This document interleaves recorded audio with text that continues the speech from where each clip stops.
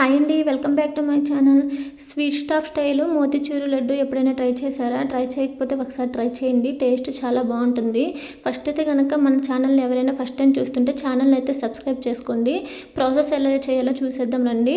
ఇక్కడ నేను 1.5 కప్పు శనగపిండి అయితే తీసుకున్నాను. 1.5 కప్పు శనగపిండికి 1 గ్లాస్ వరకు వాటర్ వేసుకొని ఇలా విస్కర్తో అయితే పిండి మొత్తం బాగా కలిసేలాగా బాగా తిప్పుకుంటున్నాను అనమాట. వాటర్ యాడ్ చేసుకుంటూ మధ్య మధ్యలో ఇలా బాగా కలుపుకునేసేసి పిండి ఈ కన్సిస్టెన్సీ వచ్చేంత వరకు, ఇక్కడ నేను చూపిస్తున్న కన్సిస్టెన్సీ అనమాట. ఇలా కన్సిస్టెన్సీ వచ్చేంత వరకు కలుపుకోవాలన్నమాట. కలుపుకొని తర్వాత ఇలా నూనె మాత్రం వేడిగా ఉండాలి. వేడిగా ఉండే నూనెలో ఇలా చిన్న చిన్న బోండాల్లో అయినా వేసుకోవచ్చు, లేదా మనము బూందీ లడ్డు చేస్తాం కదా, దానికి కారపూసలా వేస్తాం కదా, అలా అయినా వేసుకోవచ్చు.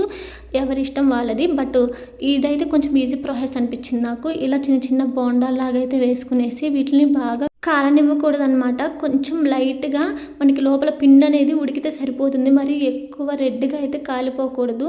సో సిమ్లో పెట్టుకొని అయితే కొంచెం ఇట్లాగా బాగా లోపల పిండి అంతా ఉడికిపోయిన తర్వాత తీసేసుకొని మొత్తం ఒక బౌల్లోకి అయితే తీసేసుకోవాలి. నూనె అంతా వడకట్టేసుకునేలాగా పెట్టుకొని, సో మొత్తము మనం ఉన్న పిండిని అంతా అయితే ఇలాగే వేసుకొని మొత్తం చేసేసుకున్న తర్వాత పిండితో మొత్తాన్ని వీటిని చిన్న చిన్న ముక్కలుగా అయితే తుంచేసుకొని మిక్సీ జార్లోకి వేసుకోవాలన్నమాట. ఇంకా ఫైనల్గా అయితే ఇన్ని అయితే వచ్చేసేసాయి మనకి. వీటన్నిటిని ఇప్పుడు మిక్సీ జార్లోకి వేసేసుకున్నాం. చిన్న చిన్న ముక్కలుగా తుంచేసేసి మిక్సీ జార్లోకి వేసుకొని మిక్సీ పట్టుకోవాలి.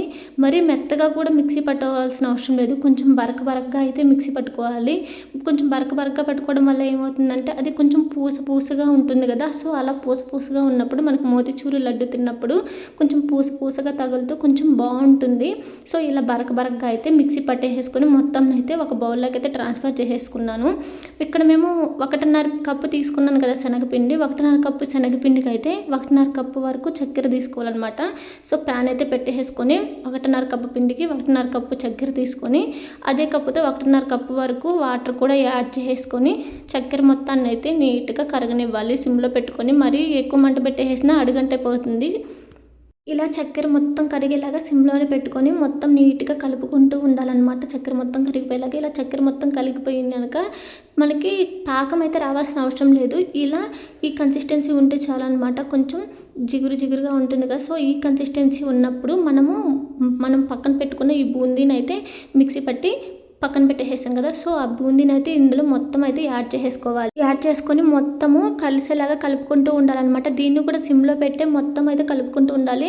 పెద్ద మంట ఏం పెట్టకుండా చిన్నగా సిమ్లో పెట్టి అయితే కలుపుకుంటూ ఉండాలన్నమాట. మనం ఫుడ్ కలర్ అనేది యాడ్ చేసుకోవాలి. ఫుడ్ కలర్ మనము పాకం పట్టేటప్పుడైనా యాడ్ చేసుకోవచ్చు, లేదా ఇప్పుడైనా యాడ్ చేసుకోవచ్చు. ఎప్పుడు యాడ్ చేసుకున్నా పెద్ద ప్రాబ్లం ఏమి ఉండదు. సో ఫుడ్ కలర్ కూడా యాడ్ చేసుకున్న తర్వాత మొత్తం ఈ ఫుడ్ కలర్ అనేది మొత్తం కలిసేలాగా మొత్తం అయితే కలిపేసుకోవాలి.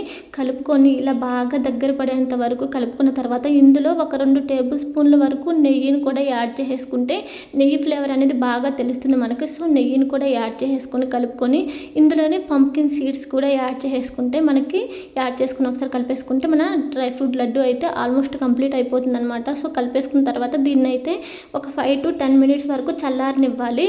మొత్తం బాగా చల్లారిపోయిన తర్వాత అప్పుడు మాత్రమే ఉండలుగా పట్టుకోవాలన్నమాట. వేడిగా ఉన్నప్పుడు మనం వేడి మీద అయితే ఉండలు పట్టలేం కదా, లడ్డూలాగా చేయలేం. కాబట్టి ఒక 5 to 10 minutes అయితే చల్లారనిద్దాం. చల్లారిపోయిన తర్వాత బాగా ఒకసారి మొత్తం కలిపేసుకునేసి మనకి ఏ సైజులో కావాల్సింటే ఆ సైజులో అయితే లడ్డూలాగా చేసేసుకుంటే సరిపోతుందన్నమాట. ఒకసారి ఇలా ట్రై చేసి చూసారనుకోండి మోతీచూరు లడ్డు, ఇంకెప్పుడు స్వీట్ షాప్లో అయితే అస్సలు కొనరు. తినాలనిపించినప్పుడల్లా మీరే చేసుకుంటారు.